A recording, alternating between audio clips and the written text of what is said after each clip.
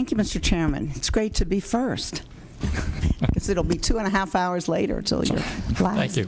Welcome, gentlemen, lady. Thank you so much for being here. Everyone's acknowledging Mr. Van Norden, his decision to retire, and I have to go a little further because he's taking one of my best school superintendents with him, his wife.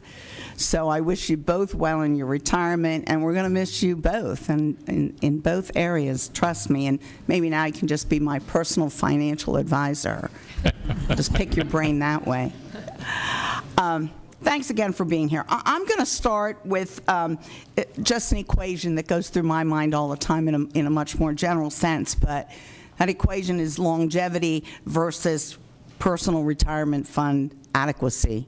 So, you know, we all recognize, we've talked through the week with the Secretary of Aging, we'll be talking to welfare, we'll be talking to health, and so much of that is based on the fact that people are living so much longer now. And their biggest concern, having worked in the industry, the aging industry, I know that, the biggest concern is running out of money. So everybody's concerned about, will I have enough, and what's the best way to secure that for myself and for my family. So Chairman Markozik talked a little bit about the impact of making some of these changes we're going to talk about in great detail today.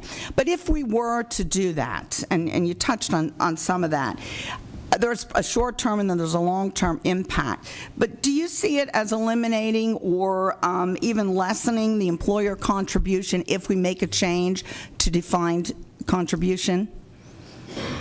And anybody can answer that, only one of you, but. Yeah, so your question is going to define contribution will reduce the employer contribution? Exactly, even short-term or long-term. Yeah, potentially long-term if you are totally into the DC plan, but until that time, the way the governor's proposal is structured is that the unfunded liability portion of the defined benefit plan is going to be a surcharge on the payroll of the defined contribution payroll, and that's how they get extra funding coming in. So you're going to see that being affecting there. So probably in the short term to midterm, you're actually seeing an increase in because you're paying the 4% plus that unfunded liability plus the liability on that side of the equation. And you are correct. One of the things about a defined contribution plan is not only are you transferring the investment risk, is what most people focus on, but you're also transferring the longevity risk. So longevity going both places, that's yours right. and mine. That's right. We've been led to believe, or the reading that you do, it sounds as though there are no private sector operations that have a defined benefit anymore. Is that your experience? No, there are. Or do they have hybrids or cash plans in the private? Everything you read, it would sound like it doesn't exist. There are, when you look across the landscape of pension plans, what you generally see in the public sector, you still see a significant number of defined benefit plans.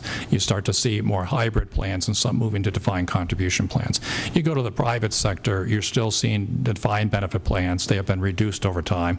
A lot of that is because of the changes in the funding requirements that FASB made, and were made, I think, through federal legislation that made them mark-to-market, so the balance sheets became more volatile, and they couldn't stand the volatility. But you still have defined benefit. Then you have defined contribution plans. Some of those are with employer matches, some of those are without employer matches, and you're also now seeing a trend towards no pension plans in the private sector.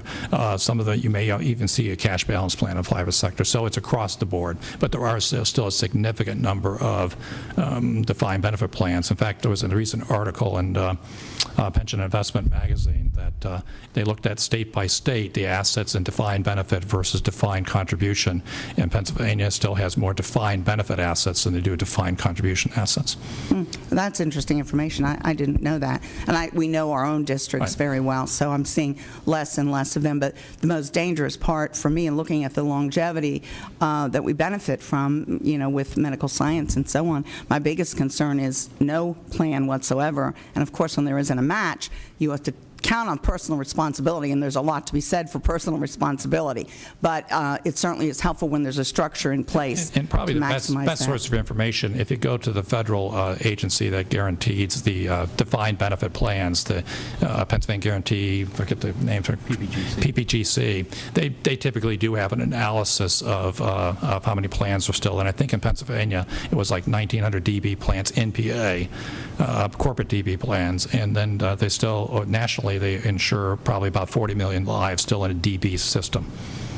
Now, there's an interesting overall hybrid. So again, Thank you very it's much. all over the place, yeah. Thanks a lot.